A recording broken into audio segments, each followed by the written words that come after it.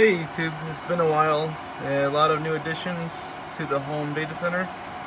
New location, new home, a lot of things that have been added. So there's quite a bit to talk about. So we'll be doing a lot of videos from physical aspect of the environment, from also the virtual environment, so you guys can see how the VMware NSX-T segmentation, micro-segmentation is. Gateway firewalls, IPS, IDS, SANs, 40 gig backbone, and you name it. So let's start it off. So we're gonna show off the first environment, which is just a traditional 3750X catalyst switch, running latest iOS. So that's just from the house, and just regular uplinks for access points and things like that. So nothing too crazy, there's no VLANs on it, just a straight layer 2 switch. Could do layer 3, but we're not doing anything. The next thing we have the Dell PowerEdge R330. This is my pfSense box. So this server is running a latest pfSense version with 2 SSDs in ZFS. We are also using IPS IDS with Snort enabled on it. And the power usage for this server is around 45 to 60 watts. 60 watts is at peak utilization, so it's actually really nice. But other than that, it's really efficient. And here we'll go to the 3 Dell R730 XDs.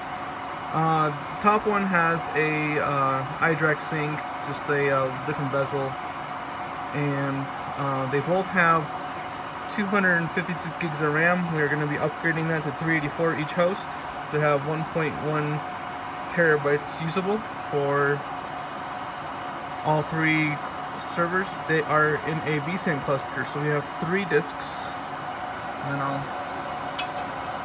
so we have 1, 2, 3. They're all at SAS SSDs 12 gigabit. One is a capacity disk to our one is a vSAN cache disk to our capacities, which I'll be expanding this to get more capacity. We have over around 65 to 70 virtual machines running right now on these. If you guys are interested, the CPUs for these are Intel 2680 V4s, 14 core sockets, 2 in each server. Total of 6 CPUs, so nice and decent amount of storage and compute and RAM. And we'll show you the back end here soon. And then we have our network attached storage. This guy right here has 100 terabytes. And it also participates in a iSCSI LUN, so it's a NAS/SAN combo server. And we have allocated over 20 some terabytes just for iSCSI for shared storage along with vSAN. So if I ever need more storage, I can offload slower VMs that are not as critical to here, which is pretty well. So, and then here we go. You can see some of the networking. So the switch that's right here, I'm going to use this bezel to point. This is my current 40 gig switch. We're running BGP, eBGP for NSX-T, a lot of VLAN, static routes, and ACLs for things like that. So we'll show you the front of it here soon. We have a R730 XD. This one does have a GPU capabilities. It did have a GPU till it had issues and had to return it. So I will be getting another GPU here, a Tesla M60 for a Horizon VDI with NVIDIA vGPU technology. We have a different power configuration. We have 2 20 amp dedicated circuits. We have the huge converters for the L15P to 20R. They're not 15P, they're L20Rs. So we have 2 configurations. So now we'll go to the back. So this was the front. We'll do a wide area. Now we're going to go to the back. So here we are in the back. So we have a heating system, exhaust system that I built with AC Infinities. So we have the exhaust going to the garage, heating up that environment. And now we have Each server has 40 gig connectivity.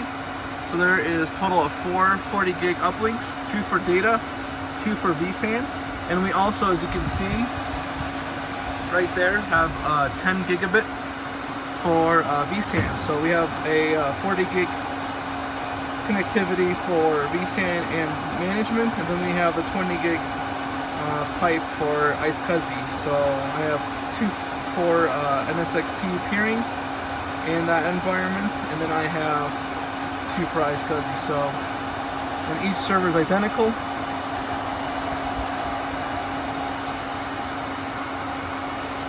Here we have our switches. So there's a 3650. This is like a management switch. That way we can connect all iDRACs and management PDUs to that. And then here is our 40 gig switch. So I'm gonna get down over here and you guys can see that. And there's some wire management needs to still do, but we have all those uplinks, QSFP DAC cables. They are from 10G Tech off of Amazon. And here's the R730XD. The GPU wasn't there, but I had to pull it out.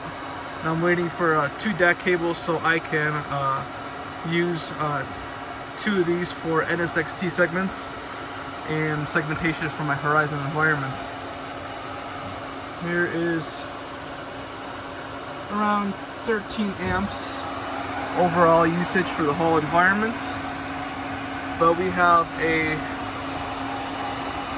so you guys can see, this uplink here is going to my pfSense box, and we have a 1 gig demarcation from CenturyLink fiber, symmetrical both ways.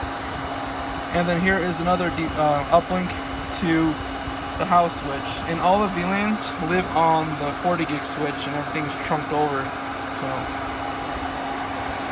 here is back of the R740. We have also 2 40 gig legs and LACP configuration. All these other ones here do not have LACP. They're all using the load balancing mechanisms within virtual distributed switches. That way let VMware control all that.